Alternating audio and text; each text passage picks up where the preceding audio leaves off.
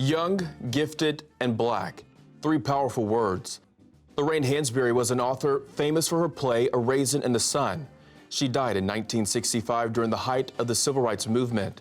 A collection of her work was published under the title To Be Young, Gifted, and Black. Inspired by Hansberry, artist Nina Simone wrote a song by the same name. In 1973, Aretha Franklin's version of that song won her a Grammy.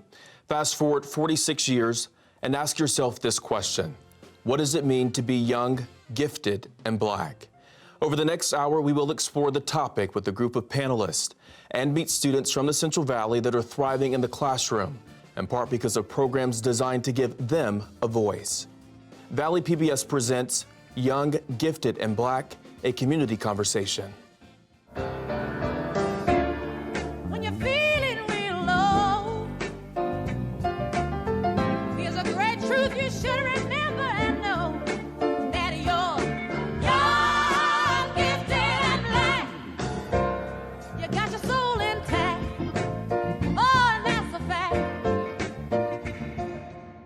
Funding for Young, Gifted, and Black was provided locally by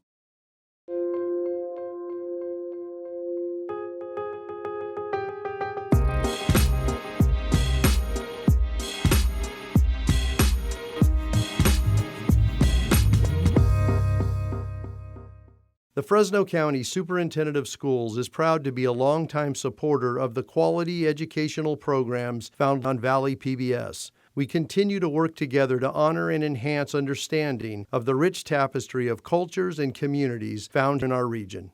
State Center Community College District, empowering through educational excellence. Valley Children's Healthcare, futures worth fighting for. Educational Employees Credit Union. Additional funding provided by the following.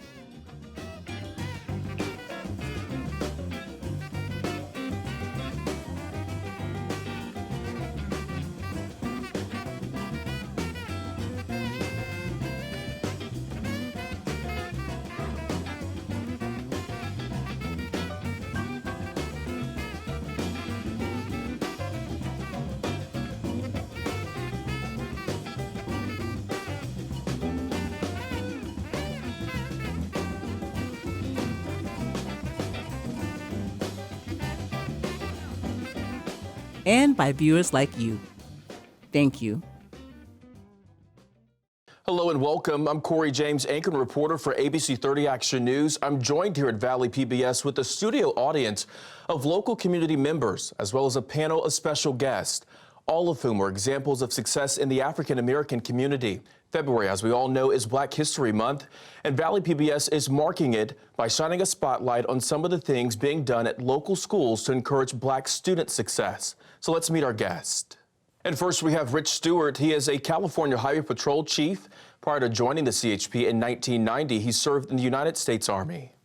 And next, we have Gabrielle Conrose. She grew up in Southwest Fresno and graduated from Washington Union High School and Fresno State. She also has a master's in counseling and rehabilitation and has been teaching graduate-level courses at Fresno State for the past 5 years. And Charles Clancy is part of the Office of Fresno County Superintendent of Schools. He works with African-American students through the Ujima Academy and serves students through Fresno County after-school and health programs. And Kaya Heron is the Government Affairs Liaison and Small Business Support Coordinator for the Fresno Metro Black Chamber of Commerce. Bobby Anderson is the Dean of Instruction for the Merced Community College District.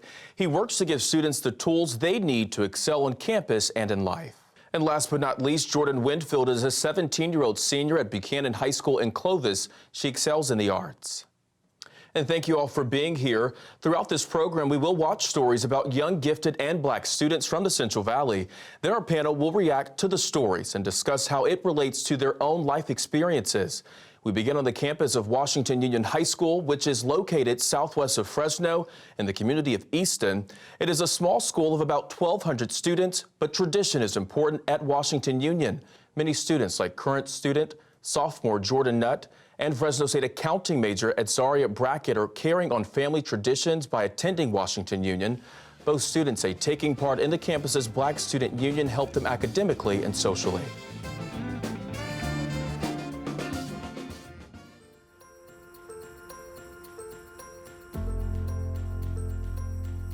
Black Student Union, or BSU, is a student group on campus that promotes unity throughout the African American population here at Washington Union High School.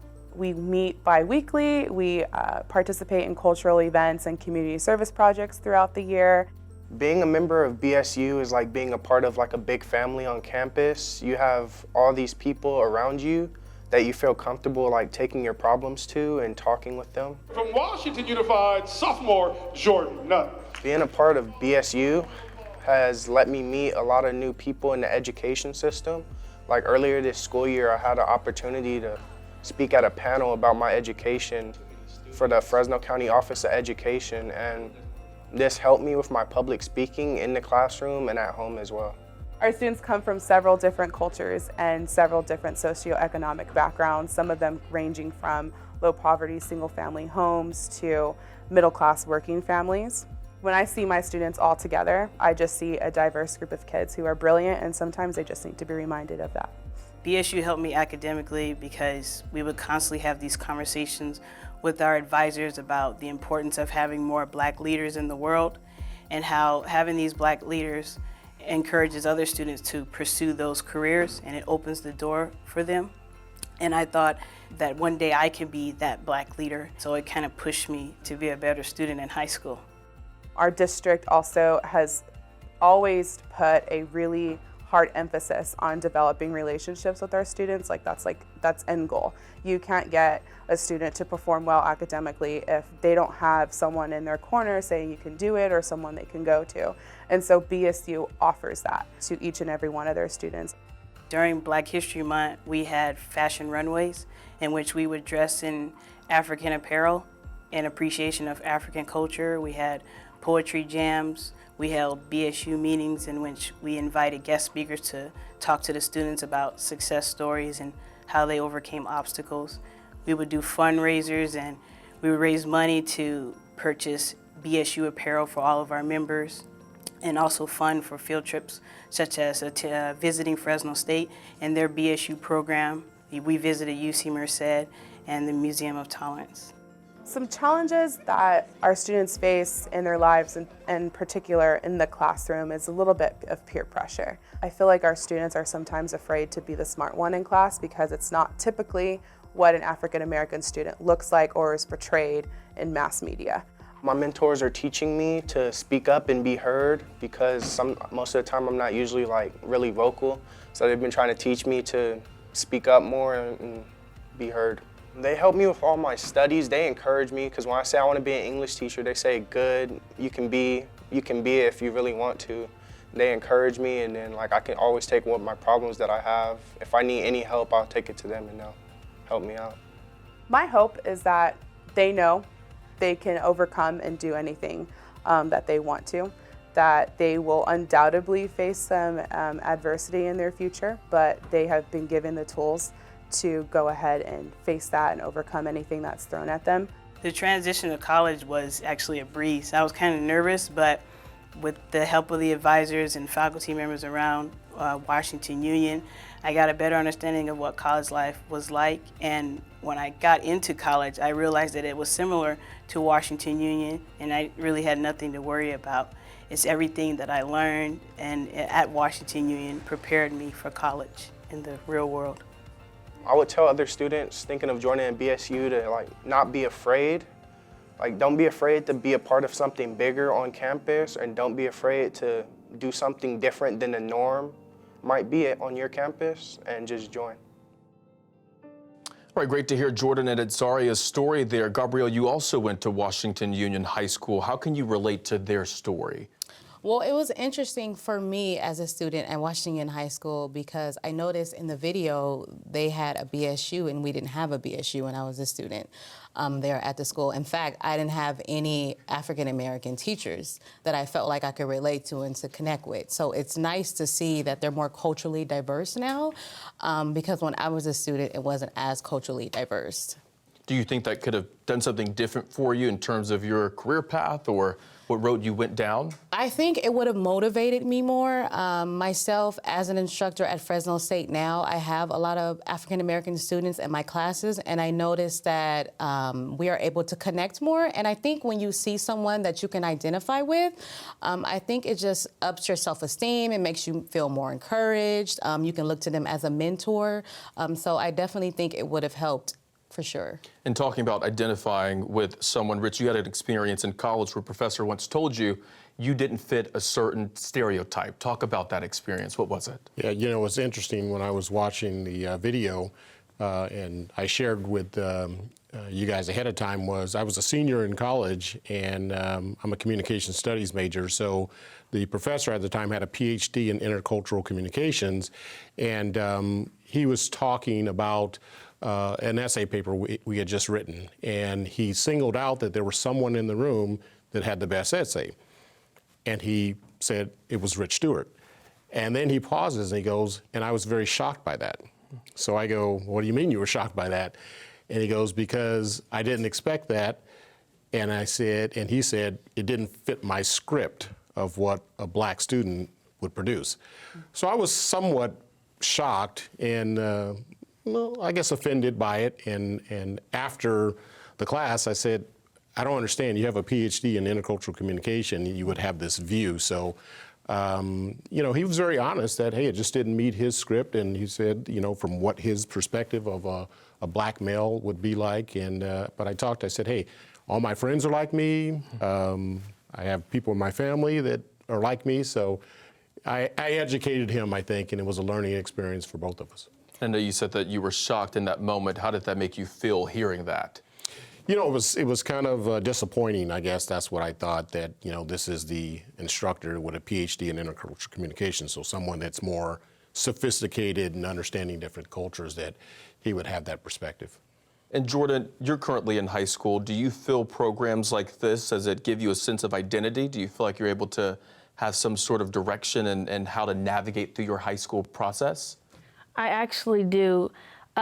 We have an African American club at our school, so it kind of feels like one big family, and everyone is very uplifting. A lot of people are doing different things, as in college or community service, different stuff like that. So our club kind of puts like dabs into every different thing that goes on. And overall, how has your experience been? At the school? Mm-hmm. It's been okay. I've had some incidences. I don't let it affect me because I know a lot of things are going to happen when I'm older as an adult. So I kind of, you know, confide in family, tell, you know, the teachers whatever they can do about it, but they kind of keep it very, very positive at the school. Do you ever feel, and I'll use my experience, I grew up in Georgia, and one of the things that I would often hear from other black students to me was, oh, he's an Oreo, black on the outside, white on the inside. Oftentimes you don't feel like you're black enough. Do you ever have experiences like that? I have. I'm very nice. I get to know people, and they kind of think of as, yeah, you're black, but I kind of think that you're white. Because I go to a predominantly white school, so it's like, yeah, you're black, but you go to a predominantly white school. And I'm not the type of person to, you know, be rude. You know, I'm just how I am, and they kind of think it's white. And how does it make you feel when they tell you that? It hurts my feelings, yeah, but that's how I am. That's how I was raised. That's how I'm brought up.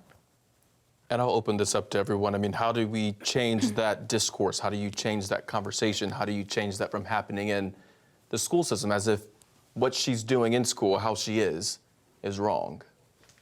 Well, I think that's so unfortunate, and just hearing your story and then hearing him share his story. I had a similar story when I attended Washington High School, and in fact, I had a teacher and who was a counselor at the time tell me that, and I'm 16 years old at this time. So when you think of someone that's a youth and you think of someone that's young, you're thinking of adults that are planting seeds into their head.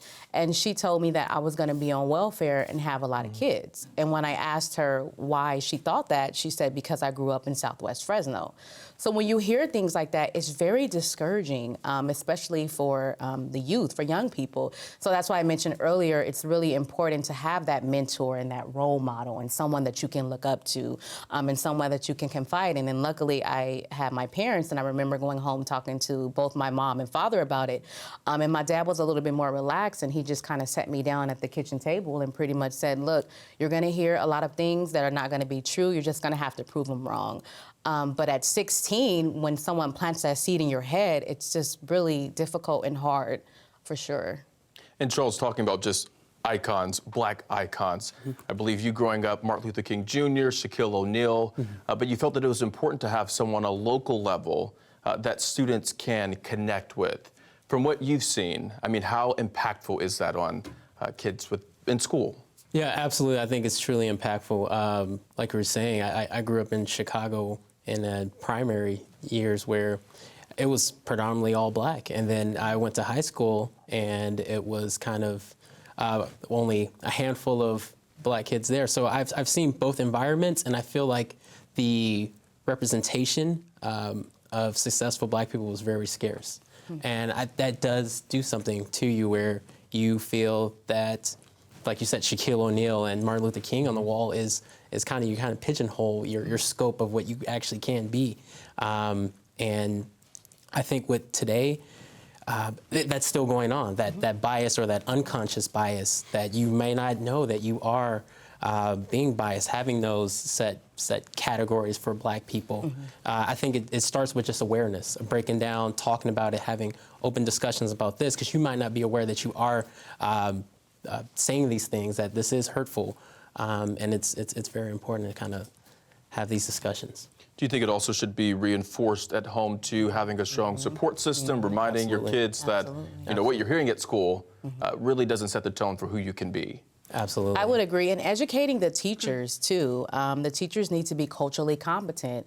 And when I say culturally competent, I don't mean logging onto a computer, taking a course, and then printing out saying, OK, you've completed the certificate. No, actually the ongoing journey, the process, understanding culture, understanding environment, understanding how that plays a role in people's life, for sure.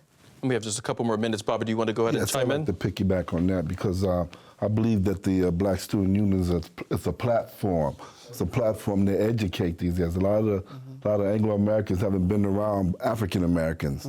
And so when they see us, we look different, and they think we're different. We're no different than anybody else. And so Black Student Union is a club that would educate these guys. The students will go out and show them that they have character. A lot of the things that they do, they take them out. When I was a director, I was an advisor of the Black Student Union. We used to take them around to different colleges to expose them to things that they otherwise wouldn't have been exposed to. They go back to the high schools, and then they share that information. And then when these guys see them, and they see that, hey, these are people, and they're educated just like us, it brings a different perspective to the game now. All right, great comments from our panelists here. Thank you. Can I talk on that really quickly? Sure. I'll be very brief. I wanted to say that Jordan and I experienced a lot of the same things.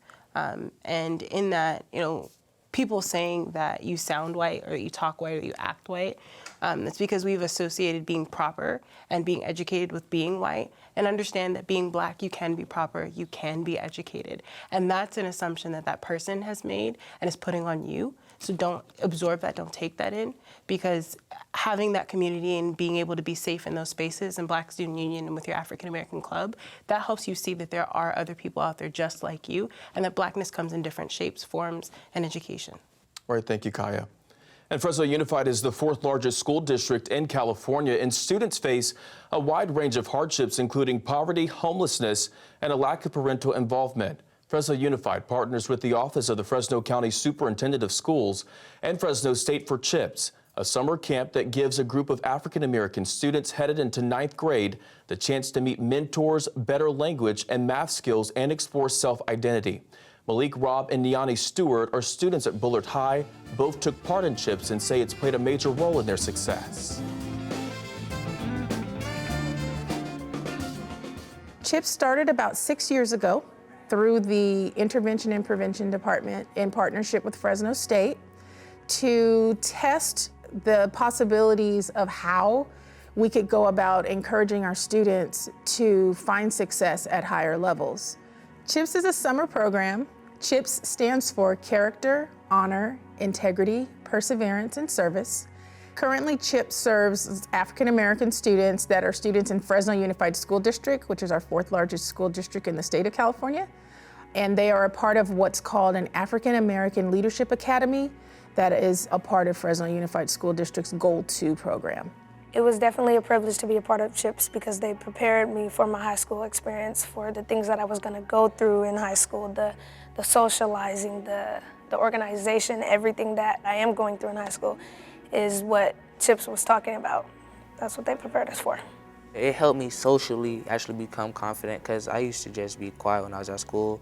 I really never really talked to people. I just sit by myself and just not have that many friends, but ever since CHIPS, I've been meeting new people, not afraid to introduce who I am. When I walk in the classroom, I walk up to other students, shake their hands, talk to them, be able to hold conversations and meet new people, and that's how I've met the friends that I have now at Bullard High School currently. For a lot of African American students, when they walk into a classroom, they sometimes immediately feel like they're different. They're not welcome. They can feel the bias at times. They know. Kids talk, systems talk. These kids can't succeed. They can't learn. So they're going in already feeling like, I can't do this. This is too much for me. So what we try to get them to do is to practice walking into a room and going directly to the front of the classroom. It has definitely made me a better student because in middle school, I didn't really pay attention a lot. I didn't focus. I didn't push myself through the challenges. So going through that program, it helped me go through my high school experience and become a better student because I was more prepared, more organized, and I dealt with things a lot better. I've been sitting in the front from now on, making sure my teachers know me. Like every day, I would walk up to the teachers, oh, how are you doing? Hold a conversation with them and introduce myself. And as to sit in the front, I make sure that I raise my hand and, just participate more. Feedback has been positive to our office from both parents and students that have participated in this program. They are finding that they are able to communicate better with their teachers. Their grades are increasing. They have broken through barriers of confidence. I like math and I like to build things. I would like to go to a 4-year university and become an agricultural engineer or a mechanical engineer. My goal is to go to a 4-year university. I've really been interested in UCLA. My sister attends there, so it would be great to have like a little connection with her. My hope for the future for the students of CHIPS is that they will find their confidence, that they will be people with character and honor, that they will have integrity as they move forward through high school and through college, that they will push and never give up on anything that they do, and that they will serve their community and know that this community is there for them as well. And then in order for us to have a great community, it has to include them. And another great piece in the special in Charles, CHIPS seems to really be taking off. Kind of talk to us about the feedback that you're getting from the program. Getting a lot of great feedback about the program, building the students' confidence and self-efficacy, letting them know that they have the tools that they need to be successful, and it's just applying those tools. My role there is more so with the wellness and nutrition side, so I'm arming them with the knowledge that, hey, wellness is important. Your health is just as important as your academics.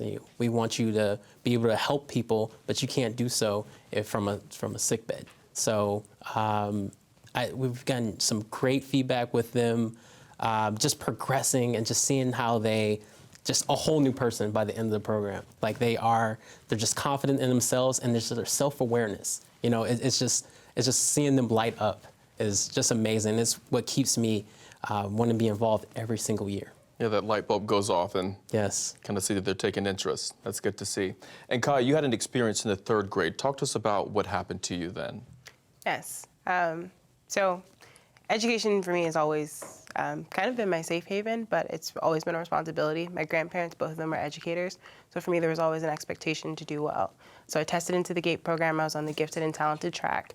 And in the 3rd grade, my teacher had a classroom system where we would complete our homework assignments and we'd get cash to be able to buy things from the classroom store or prize box, whatever you like to call it. And in that, we also had to have the responsibility of paying to go to the restroom out of that same pot of money. So usually at the end of the week, if you spend all your money on all the fun stuff in the store, the next week you have trouble going to the bathroom. And so one week I had lent my friend some money so she could go to the restroom. And the next week, I needed it back. And so I went to her desk and I asked her for the money, and she gave it to me. And I went to my teacher to go ask to go to the restroom. And she told me that I stole the money from my classmate and would not let me go to the bathroom. And so I told her I didn't steal it. I had borrowed this because she had borrowed money from me last week, and so she was just paying me back. As a 3rd grader, you know, it's an even exchange. I got what was mine, and now it's time for me to go to the bathroom. I followed your rules, let me go. And she wouldn't let me go. She told me to wait until I was going to go to lunch. And so I did like an obedient student would do, and I waited to go to the bathroom. And unfortunately for me, I couldn't wait much longer. And I soiled myself in my 3rd grade classroom. And my teacher made me go to the office after she told me that I'd done a dirty thing. And she sent me with a note to go home. And so my grandmother came to the school and basically told my teacher that you cannot treat my child like that. You need to apologize to her, and reported her to the superintendent's office. And the next week after that, I was in a new classroom, but that's after I spent the rest of the week in my class being ridiculed by half of my classmates and sympathized with by the other half. So it was a trying experience, but it was only the first of many experiences that I had like that throughout my time in the public school system. So. I feel like oftentimes when you have experiences like that, you play those tapes over and over and over again. I mean, over and over. How has it affected you? It is one of those things that comes back every time that put in a situation where I feel like I'm being treated unfairly. You always remember the very first time that you were treated unfairly, and that feeling never goes away. It's a really ugly feeling in the pit of your stomach. It's a sickness, like, well, what makes me different? Why don't you treat me like everyone else? And I felt like that so many times throughout my educational career that it's something that I don't think I'll ever be able to forget, but I've tried to turn into a fuel source. So whenever I'm in situations that make me feel uncomfortable like that, I remember that I overcame them once before, and I can always do it again. And Jordan, Kai, you know, talked about feeling different. You go to a predominantly white school. Do you feel accepted? And if not, what are some of the things that don't make you feel that way? I do feel accepted. It's just me going back to being nice, getting to know people. I'm an open person. I get to know you, get to know me. I'll get to talk to you if you don't know anyone else in the class. Same thing as outside, but it's the same. So you haven't been impacted in any way? No. Okay. And Gabrielle, why is it important to have professors and teachers that also look like the students? Because you said you didn't have that when you were in school. I didn't. I didn't have it when I went to Washington Union. In my undergrad years, I had one professor that looked like me that was African American. When I got to my master's program, I had another instructor who looked like me and who served as a mentor, and to this day serve as a mentor in that capacity. It's really important because I feel like it encourages individuals, and it makes them think, hey, I can be in the same situation that you're in. I can be successful like you. So I just think it's really important to be able to identify and connect and encourage. And Bobby, how have your life experiences played a role in the work that you do with the Merced Community College? First of all, I'd like to say that these type of programs, the CHIPS program, I love these programs because a lot of our students, a lot of students in general, have never been on a college campus. And basically what this has done to put them in that environment where it's not as intimidating as like the high school. The high schools are really small as compared to the large university campuses, and that can be intimidating. But these programs, what they do, they not only put you in that environment, it puts you in the classroom setting where you can just kind of see yourself being successful in that type of college atmosphere. And so that lets our students know that they belong, that we can do this. And you talk about belonging. I mean, why is that so important? Why is that feeling of knowing I'm not alone? society has this way of making African American boys and girls feel like that we don't belong. And so anytime we get a platform where we can go out and shine, we need to do that. We need to go out and shine to show others that not only we can do that, but they can do it as well. And Rich, did you want to chime in on that? Anything to comment? I'm listening to the comments, and one thing that I would like to speak to anyone that's young in African American or any culture, I think you have to be proud of who you are, and don't be ashamed of that at all. Be you, whatever that means, and have a confidence and know that you can achieve whatever you want. You know, I always looked at a barrier as just something you got to go through, around, or under, and I'm hearing, some of the comments from the video, and I feel like maybe I need to do more to get out there and be a better example in any small way that I can, because you can do whatever you want, and don't let all the noise get in the way of your success. I agree, and that kind of made me think of a situation that I was in. I spoke at the Girls World Expo event here in Fresno last year, and anytime I speak or anytime I'm doing a presentation, when I'm doing my introductions, I always start out with, I'm from Southwest Fresno. And this particular time, I said I was from Southwest Fresno, and after the presentation, I had 2 African-American girls come up to me and they asked me, they said, well, why did you say you was from Southwest Fresno? I said, because I am a product of my environment. And so they looked at me and says, you're not ashamed to say that you're from Southwest Fresno? Mm-hmm. So when you say own it and be proud of who you are, you absolutely need to be proud of who you are, and you need to own it, and you need to explain to other individuals that it doesn't matter where you're from and where you grow up at. It matters what you're doing. And Charles, with CHIPS too, I mean, in teaching kids, are you grooming them to not be ashamed of who they are, not be ashamed of where they're from, and are you seeing any sort of growth from expressing that to them? Absolutely, and I think that comes from, we also help them with their cultural awareness. It's hard to, want to claim where you're from when you don't really know exactly where you're from. Most of the regular day, they learn your first thing is slavery, so I think, and that's like opening a book and starting at chapter 12. So I think now that they're learning all of the people that have come before them, and even the people in their own community that are successful and great, that look like them, it's very important to give them that confidence that real tangible goal is right there. So these programs, I'm so happy that I'm able to be a part of, to kind of just help them and groom them to realize that there's more out there, and there's people out you doing excellent things. So never limit yourself. Anyone want to add anything?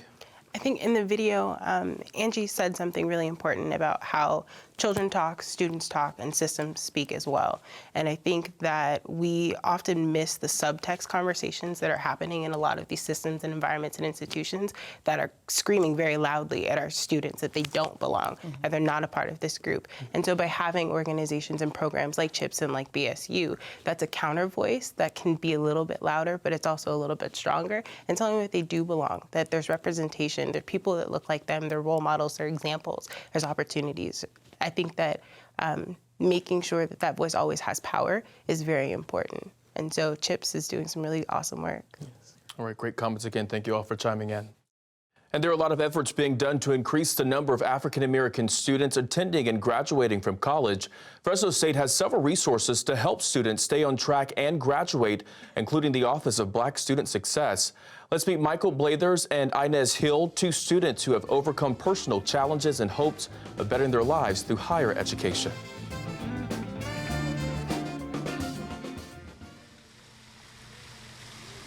At Fresno State, we have a variety of programs that are targeted toward our African American student population. Some of them are embedded in programs that serve all students, like the Educational Opportunity Program. The Office of Black Student Success is a part of that program. Basically, this organization is just geared towards keeping African Americans in school and helping them find their way through campus and staying on them, and basically just providing them with that safety net and that network, a place where they can go to and receive help and receive guidance and receive a direction if they're lost, basically. I'm a very shy person, so I had to develop talking skills transitioning from high school to college.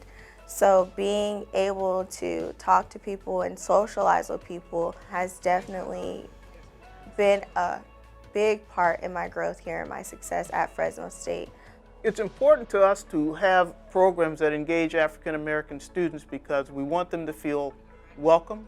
We want them to know that we see them, that they are people here that are part of our community, that they belong here, they have support, not only in academics, but also in developing themselves as whole people with the experience of leadership development, of being involved in club sports, intramural sports, developing skills that are just beyond the classroom. The faculty here at Fresno State has helped me in many ways, especially my peer mentor, my peer counselor in the OBSS, Office of Black Student Success. They're always on me, always staying in contact with me, always seeing what I'm doing, seeing where my head is. Growing up in Southwest Fresno, you hear a lot of gunfire, you see a lot of drug dealers. I mean, it's right there in front of you while you're outside playing and you're just being a kid. My grandmother raised me until she passed away and I was about 2 or 3 years old. My aunt, which is my mother, I call her my mom now, she's raised me from 3 until now. I still live at home with her. Our students tend to not come from a lot of wealth. We have a lot of students who have a high financial aid need, so keeping an eye on that and making sure students know when to get those documents in. We have students who are hungry. We have students who are homeless. We have students who come from multi-generational homes where they go home and it's not just back to an apartment with a roommate, but it's going back to maybe a house or an apartment where they have grandparents or other siblings or aunts or uncles who are there and who depend on them. Growing up in Southwest Fresno is definitely a challenge. Growing up with government assistance, housing, government assistance, and food, getting food stamps. My mom being a single parent as that, and she trying to go to college, herself trying to go to college, and trying to make a better future for us. I see how hard she's worked, so I want to work much harder for her so I can give back to her.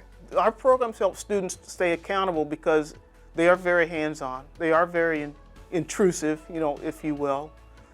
Students don't have an opportunity to kind of get lost in the mix. We go to them, we don't wait for them to come to us, and it helps the graduation rates because we are there, for them and with them. I would say one of the stereotypes that I see to really continue to be a topic is that a lot of the African American men, they come to college, but they don't stay in college. And that's something definitely that I would love to break and to help alleviate. Currently, I am studying psychology. My initial interest in psychology was marriage and family therapy because of my family story. When people think about Fresno State and to think about our students, whether they're from African American students or whatever students that they are, Fresno State students really are top shelf. They're top caliber students. They're good people. What we strive to do then is to help them understand and develop a sense of confidence in addition to whatever their academic discipline is, but to take that and take it beyond. All right, very powerful comments from Michael and Inez. One of the things I thought was interesting, I want to pass this question off to you, Gabrielle. You grew up in Southwest Fresno. Inez also mentioned growing up there as well and hearing just the gunshots, some of the crime happening. How did you overcome, what was the reality of your life experience to get to where you are now? Yeah, growing up in Southwest Fresno was definitely an eye-opener for me. One thing that I was blessed to have is that I had really good parents. I grew up in a 2-parent household, and my parents really stressed the importance of education, going to college, making sure that I got a degree so I could get a great job. And it's the reality. The difficult part is especially for students, is that, you may have a teacher and you're struggling in the class and the teacher is telling you, okay, when you go home and study. But if you're living in an environment where you're hearing gunshots or you're seeing prostitution or you're seeing crime, how can you study when you're distracted? So for me, I got me a mentor who was an instructor of mine, and we ended up just kind of hitting it off, and she ended up just being that mentor for me and very, very encouraging. And so to see her utilize her platform to help me is really what encouraged me. And are you seeing similar experiences through the students you teach at Fresno State? I am seeing a lot of those experiences, and I'm in the graduate program. So I teach graduate students, and I see those experiences for sure. And it definitely is an eye-opener because it's reoccurring. So it's kind of like a cycle where it continues, and just kind of work towards breaking that cycle. And Charles, for you, the CHIPS program, do you have students who are expressing the same things that Inez said in her interview?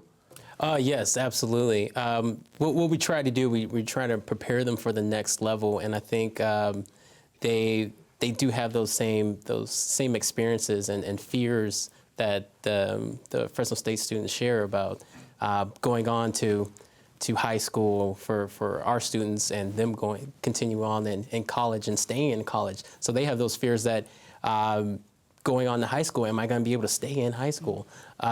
So by having this program where we are kind of building them up and like, hey, you can do this, kind of preparing, easing that transition to it, to going on to the next level, it just really helps. Yeah. And Bobby, for you, in talking about just college and even transition as well, you went to a predominantly black high school, and then college was very different.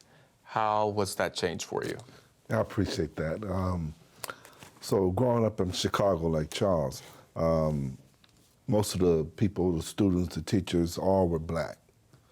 And so basically what happened for me was I got put in an environment. Number one, I wasn't supposed to get out of the city. There was a lot of gang-related stuff going on. And so I was a person that was never supposed to get out of the city of Chicago, and I was fortunate enough to get a scholarship to Fresno State to play basketball. And so now I'm in the spotlight. And so now I have to perform, and I have to be great so others can see, other black kids can see me and say that they can do the same thing. And so I appreciate that. But what I really appreciate more is they provided environments for these students. You need a chance to let your hair down and not be in the spotlight. Because believe me, they're watching you. People are watching you. It's like my coaches just say, don't think people aren't watching you. You're going around, and so acting out's not going to get it done. You got to be professional. You got to have character, respectful, okay? Because we're trying to go to the next level. And basically, it was a culture shock for me, because I went from, it felt like 100% black African-American to 100% Anglo-American. And I was never put in that environment. And so it was a growing experience. The fact that I was around a lot of people who cared about me and who mentored me helped me get through those type of situations. And culture shock, Kaya, you went to college in Arkansas, is that correct? Little Rock? Yep. Okay, predominantly black HBCU? Yes. How was that experience leaving California, going to the South for college? How was that for you? It was the complete opposite culture shock. For me, I'd never seen that many black people before in my life.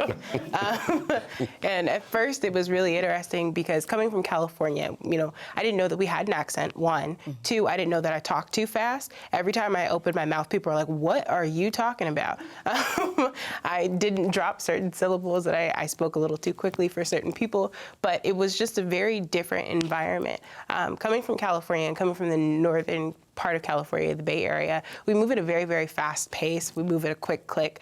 Their life is a little bit slower, kind of like molasses. And so I had to learn to slow down and to actually have conversations with people and get to know people and allow them to know me too. But also it culture shocked me in that I came from a predominantly white and Asian high school. And so being that I'd never seen that many black people, and then also having a lack of cultural awareness, I went into college with stereotypes about my own people, thinking that all black people were one way and that we all fit into these little boxes that we've been ascribed. And that was not the case at all. I met other very brilliant black students. I met people who spoke just like me. I met people who had different ideologies than I did. And I realized that there's diversity in the black population, there's diversity in our culture. So for me, that was eye-opening. On top of the fact that we also had international students from Rwanda, Ghana, Nigeria, and we had a whole bunch of students from the Caribbean. So for me, it was getting to meet not just Black Americans, but Black people from the diaspora. So it was a welcome culture shock. And Jordan, you'll be graduating soon. Are you weighing the option of going to an HBCU or? I really do want to go to an HBCU because being in Clovis, it's predominantly white, and I want to get a chance to see what it is like being at an HBCU, to touch on my culture and get in further detail of where we came from. And I think that, especially what Kaya was saying, she had preconceived ideas of African Americans just like her, and that kind of changed the way that she looked at her own people. For you, do you feel like that's going to do the same thing for you? I think it's going to be a good eye-opener about it, yeah. That's good. And Rich, did you want to comment on anything that was said so far? It was interesting. I grew up in the Midwest, like Bobby and Michael, and me and you, I think, are older on the panel here, but we were bused, you know, so we were always forced into a multicultural environment. So when you grow up in the Midwest and you come out to California, it's a whole different ballgame, you know. So I think that it is an adjustment when you come from, you know, where I grew up, it was just black and white, and then when I came out here, it's everything. And I grew, my 20s and early 30s was spent in the Bay Area, where you got the melting pot of the world there. So I think it's good to, one, identify with your blackness, if you want to use that term, but also to get to know other different cultures. And I think what I found is that traveling extensively, I've got to know many different cultures. And one thing that I found is that we're all pretty much the same, and that 20% that makes us different makes us unique and special. So, Kaya, did you feel like going to a predominantly Black college that you lost track of other cultures, or did it help you down the road connect more? I think Philander Smith did a really good job at making sure that we didn't lose touch with where we're from. They actually prided us on having students from different states and from different regions of the world. But I can say there was an adjustment period. I went from 24/7 seeing nothing but Black faces, only having Black instructors, save for 2, and going back into the rest of the world. It was actually a little shocking for me to see people of different cultures again and hearing other languages beside African American vernacular English and slang. For a lack of better terms. So the first time that I heard somebody speaking Spanish or Chinese again, I was like, wait, hold on. Okay, I'm back. So I do think that I lost a little bit of touch, but I got back into it pretty easily. So, Bobby, did you want to say something? Yeah, I was going to add that I think it's a good thing, really, because the bigger world isn't black. It's multicolored. And so putting yourself in an environment like that and over, it gives you an opportunity to not to be afraid to be in that type of environment, because the older you get, that's the world you live in. And so being able to be in that type of environment younger is better for you as you continue to grow and have these opportunities through life. And Rich, you work in law enforcement, a commander, and for the Central Division of the CHP. How has it been for you being an African American and kind of being the head of that division? You know, sometimes I'm not aware of the magnitude of that, and I'm reminded from time to time. And I'm cognizant of the historical tensions between, let's say, the African American community and law enforcement. And me growing up in those communities and then getting into a profession that I never really thought that I would be involved in. But it's really been the best experience that possibly could have happened to me, and it's allowed me, I hope, to open some other doors and change a perspective. And Rich, if a young person wants to get into law enforcement, what's your message to them? How should they go about doing that? I would encourage them. It's a great profession, a great career. It's very competitive, but there are resources out there. You know, contact a recruiter to get involved. We want our departments to be reflective of our communities, so you know, so young kids that are maybe from the African American community can see someone that looks like them and be an inspiration for a future career path. And we have just a couple minutes left in the program. After we've seen and discussed pretty much everything, I'd like to get a final comment from each of you on what you think it means to be young, gifted, and Black in 2019. And I'll start with Jordan first. I think it is it being about your time. All your gifts that were given to you, use them. My parents have told me that. So I think this year and moving forward, I will use it and apply it. And Bobby? I think it's a great thing. Young, gifted, and black. I think that's going to provide opportunities for our kids. It's going to put us in certain situations where we're going to have to, as I said, show our character, respectfulness. And I think what it's going to do is it's going to give us an opportunity to move forward in life in a big manner. And not only in a big manner, but a manner where others behind us are seeing and want to be like us, just like we want to be like others. Ty, what do you have to say? I think in 2019, to be young, gifted, and black means to be challenged, but also to be a challenger, meaning you're going to face a whole bunch of things, but you're also a force to be reckoned with yourself. So get into your power and keep on going. And Charles? I think it means just progression. I think it means progression and bringing to light that there's a lot of young, gifted, and black individuals out there, and you can be that.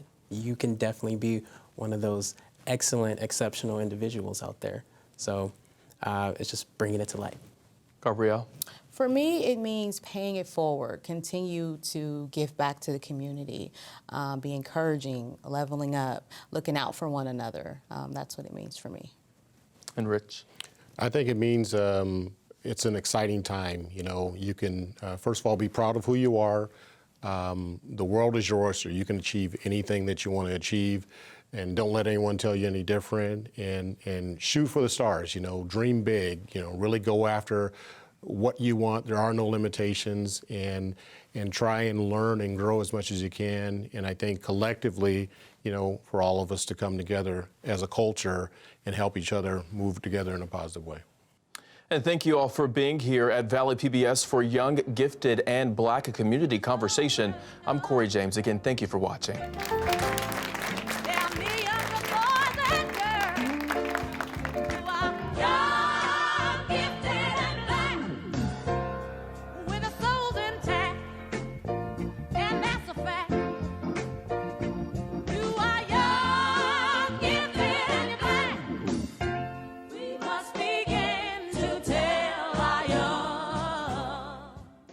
Funding for Young, Gifted, and Black was provided locally by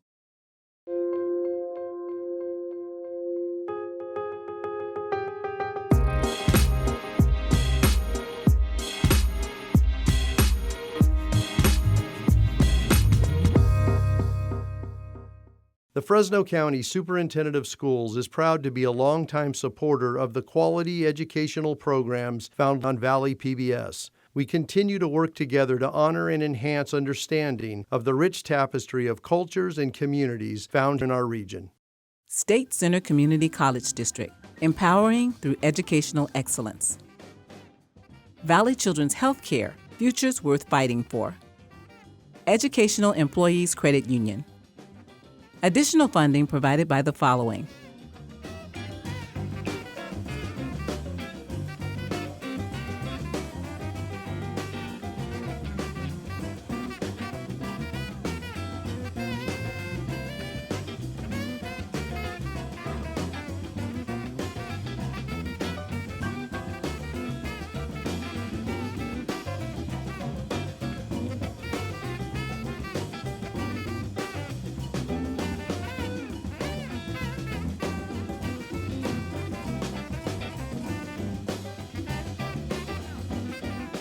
and by viewers like you. Thank you.